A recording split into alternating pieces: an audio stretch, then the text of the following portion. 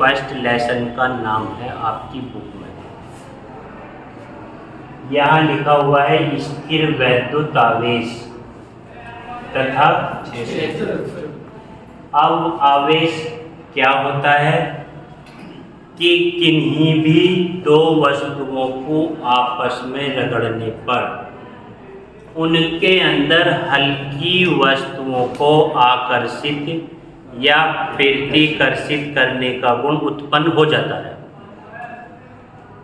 किन्हीं भी दो वस्तुओं को रगड़िए, अगर उनमें ये गुण उत्पन्न हो जाता है तो उस गुण को क्या बोलेंगे? आवेश।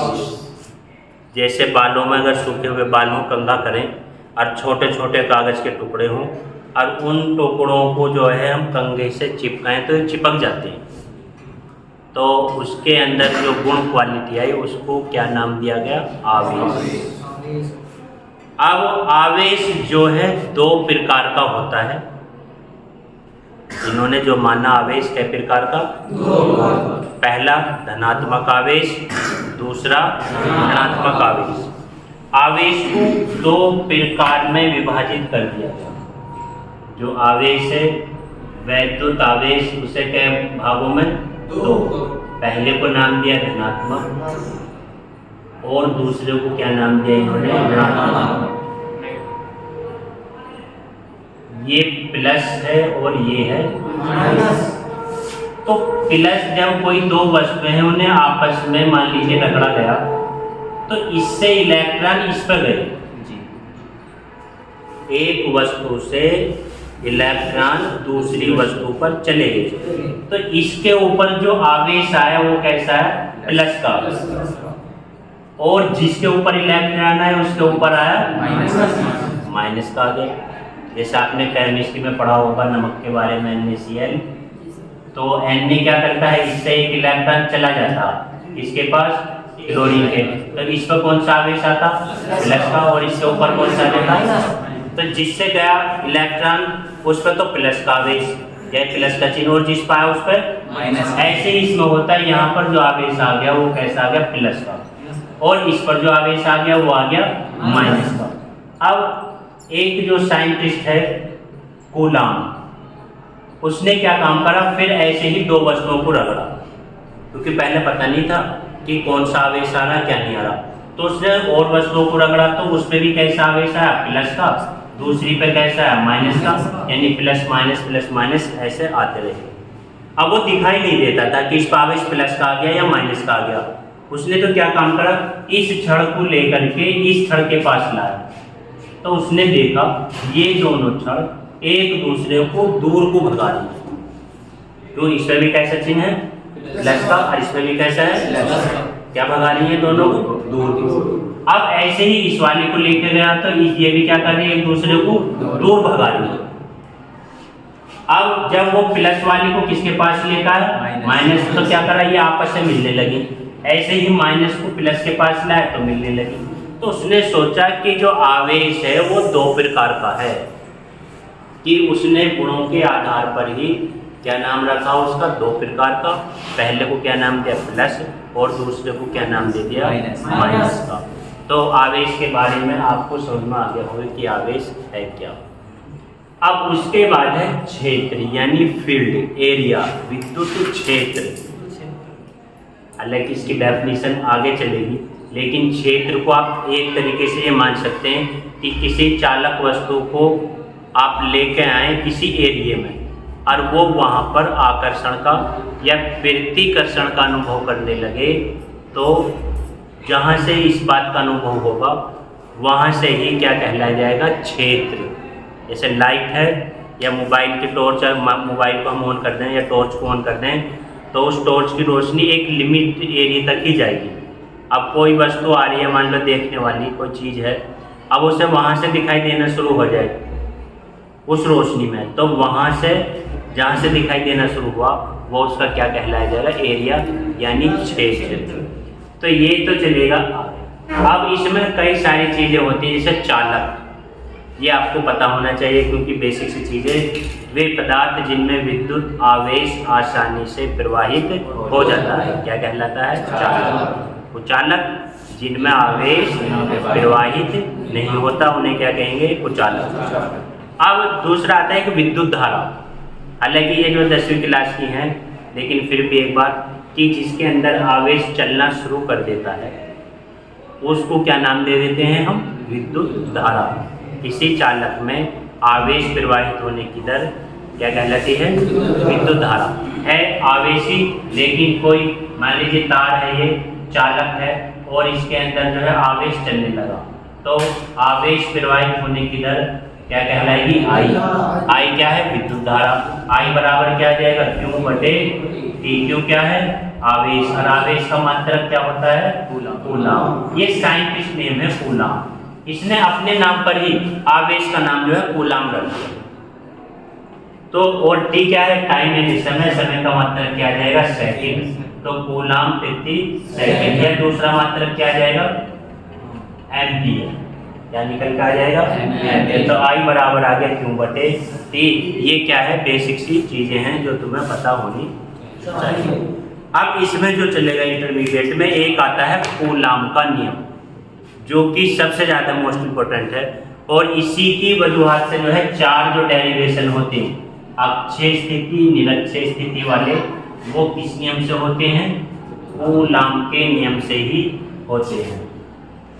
अब कूलाम का नियम है, इस पर आप फोकस कीजिए। कूलाम का नियम, कूलाम है साइंटिस्ट नेम। इसने क्या काम करा? 2 आवेश लिए।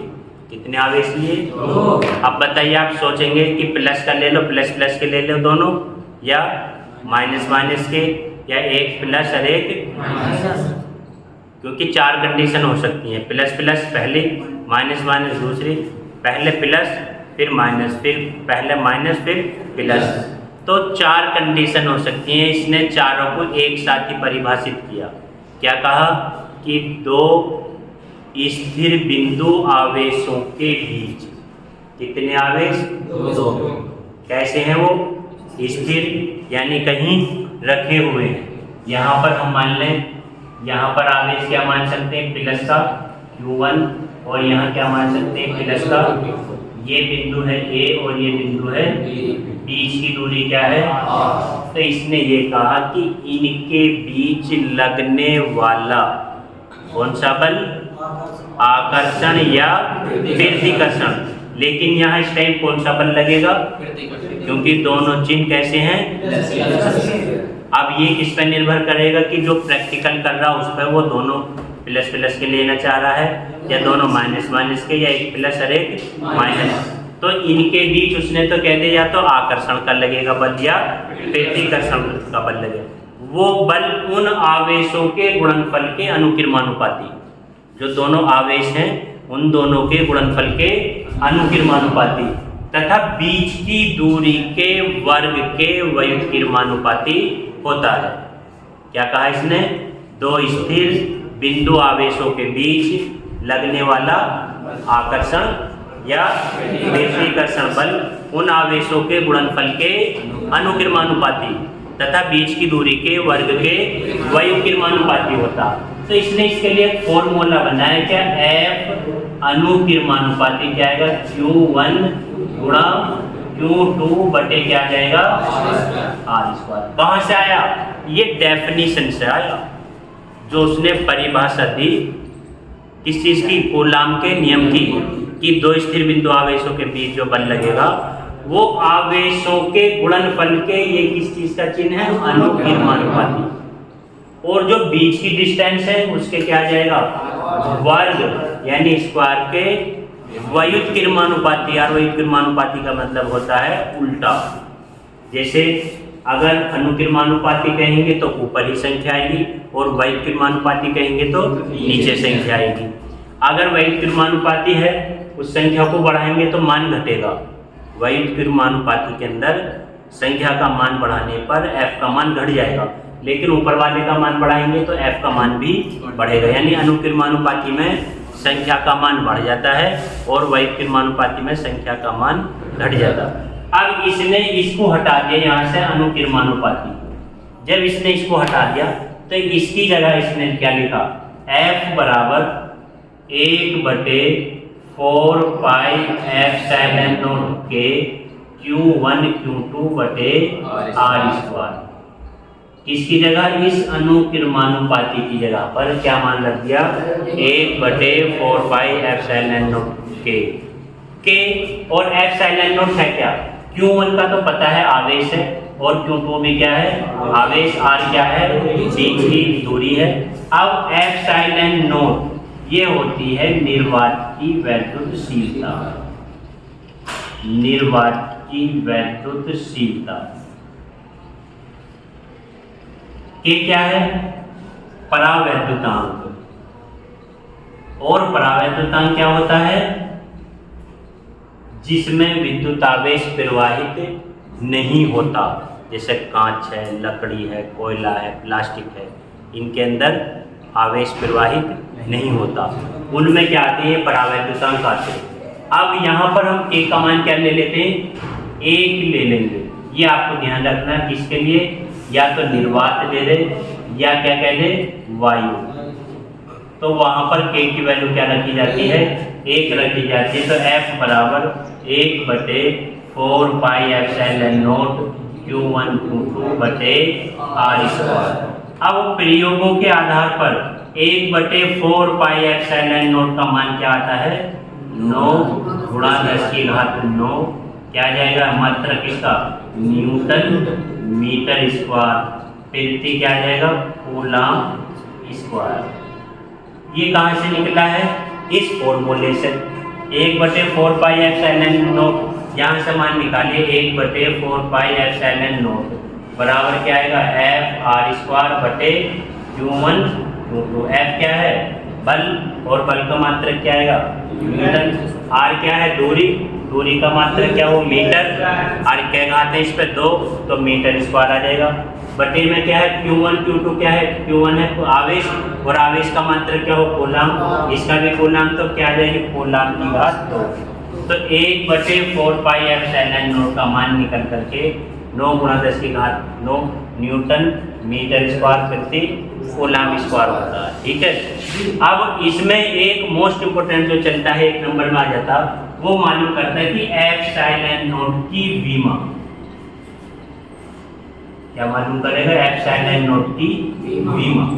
अब ये मोस्ट इम्पोर्टेंट है 1 नंबर के लिए, और जो कि आया हुआ भी है कि एप्सिलॉन नॉट का मात्रक बताइए MKS पद्धति में। तो यहाँ से तो डायरेक्ट ऐसे भी ध्यान रह जाता, अब भी याद रह जाएगा कि ये मात्रक है मान लो। लेकिन जब एप्सिलॉन नॉट का मात्रक MKS पद्धति में मालूम करता, तो तब घात रह जाती है कि पता नहीं कितना होगा। तो वो कैसे निकालेंगे? इस वाले फॉर्मूले से। F बराबर क्या आएगा? 1/4 pi epsilon not Q1 Q2 बटे R स्क्वायर। किसकी विमा चाहिए? Epsilon not. कहाँ जाएगा ये? F के स्थान पर। तो क्या बचेगा?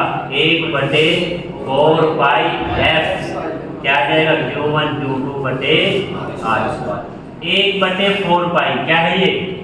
कांस्टेंट वैल्यू, यानी अचर पद, और अचर पद की कोई विमा नहीं होती। Q1 क्या है? आवेश, और आवेश का फॉर्मूला क्या होता है? Q बराबर I बराबर क्या हो? Q बटे T, और Q बराबर क्या आ जाएगा बताइए? I गुणा T। I क्या आ जाएगा बोले इसका? A, और समय का क्या आ जाएगा? T। तो क्या क्या बोलो? A T आ गया। तो आवेश की जो विमा है इस वाले फॉर्मूले से निकलेगी। Q बराबर क्या की? 80। अब इस Q1 की जगह मान रखिए, बताइए क्या आएगा? 80, और Q2 का भी क्या आ जाएगा? 80 बटे 4 पाई। विमा है नहीं, किसकी विमा चाहिए? F की। F क्या है? बल, और बल F बराबर क्या होता है? ma। ये तो पढ़ा होगा आपने। m क्या है? द्रव्यमान, और द्रव्यमान की क्या जाएगी? m। a क्या है? त्वरण, और त्वरण की क्या होती है? वेग परिवर्तन की दर को त्वरण कहते हैं। तो कितनी आ जाएगी? LT-2। तो कितनी निकल कर क्या आ गई? MLT-2। अब यहाँ F की विमा लिख दीजिए, कितनी आ जाएगी बताओ? MLT-2। R क्या है? दूरी, और दूरी की विमा क्या होती है? L। आर की जगह क्या है, आ जाएगा एन, और क्या घात है इस पर 2, तो 2 आ जाएगी। अब इसे हल कीजिए। एन के ऊपर क्या घात आएगी, -1 आ जाएगी। एन पर क्या आ जाएगी, 2 ये है, 1 ये है, तो कितनी हो जाएंगी, -3। टी पर क्या घात है, -2 ऊपर जाकर +2, 2 अरे 3 अरे, तो टी के ऊपर क्या घात आएगी, 4। a गुणा a यानी 1 की घात 2। तो ये क्या निकल कर आ गई, ε0 की विमान निकल कर आ गई। अब इसी से ही मात्रक बनेगा। क्या m क्या है, द्रव्यमान, और द्रव्यमान का मात्रक क्या होता है, किलोग्राम। क्या घात है इसके ऊपर, -1। l क्या है, दूरी में क्या आ जाएगा, मीटर। क्या घात है इसके ऊपर, -3। टी क्या है, समय। समय का क्या आ जाएगा, सेकंड। और a क्या है, एम्पियर। एम्पियर की घात क्या आ जाएगी, 2। यानी ये MKS पद्धति में ε0 का मात्रक है, जो कि पिछली साल आया था कि निर्वात की वैद्युतशीलता का मात्रक निम्न में से कौन सा है। तो उसमें 4 विकल्प है, और 4 विकल्पों में बस उसने क्या कमी कर रखी थी, जैसे -3 हो -2, -4 है तो 2, या 2 है तो -2, इस तरीके से कर रखी थी। तो अगर तुम्हें ये विमान निकालनी आ रही होगी तो इसका मान तुम निकाल लोगे। आगे बात सुनिए नहीं। अब एक न्यूमेरिकल लिखिए, 2 आवेश जिसमें पहला आवेश 8 माइक्रोकूलम तथा दूसरा 16 माइक्रोकूलम है, इनके बीच की दूरी 2 सेंटीमीटर है, तब इनके बीच लगने वाला बल ज्ञात कीजिए। Q1 का मान बताइए क्या है, 8 माइक्रोकूलम। क्या आ जाएगा बोलो, 8 गुणा 10 की घात -6 कूलम। Q2 का मान क्या है, 16 माइक्रोकूलम। 16 गुणा 10 की घात -6। बीच की दूरी r बराबर 2 सेंटीमीटर, यानी 2 गुणा 10 की घात -2 मीटर। क्या ज्ञात करना है, f का मान। और 1/4 पाई ε0 का मान 9 गुणा 10 की घात 9 न्यूटन मीटर स्क्वायर प्रति। अब इधर देखिए, हमें किसका मान ज्ञात करना है, f का। तो सूत्र बताइए, f बराबर क्या है, 1/4 पाई ε0 Q1 Q2/r²। इसकी वैल्यू है कि कितनी है, 9 गुणा 10 की घात 9।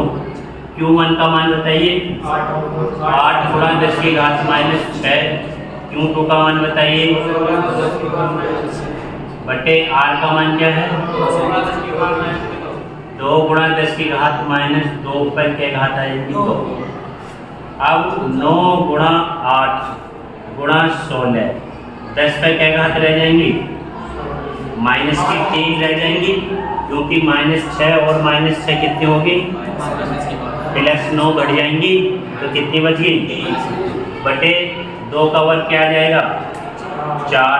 और 10 की घात कितना आ जाएगा, माइनस का 2 दूनी 4 से इसे 16 को काट दीजिए कै बार, 4 बार।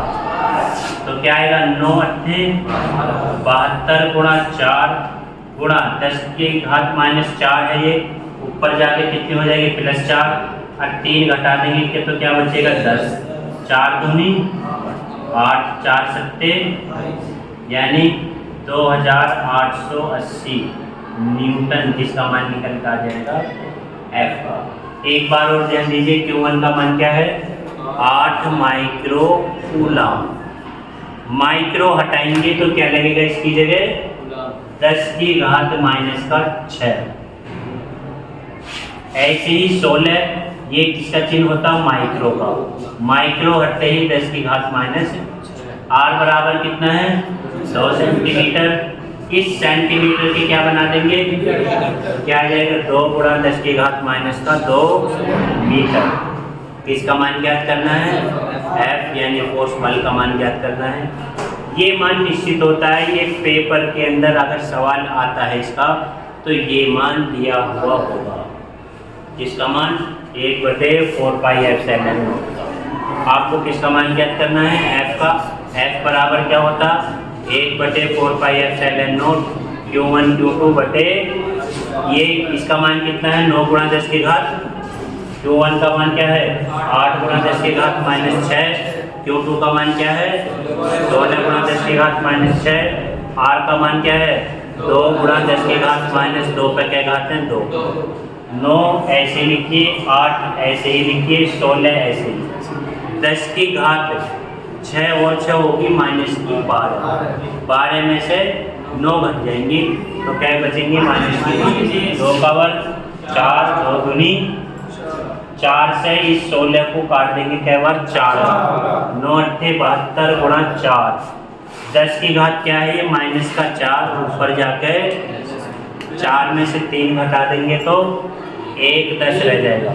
4 दूनी 8, 4 सत्ते 28, ये 10 की वजह से यहाँ एक जीरो आ गई, कितना आ गया 2880।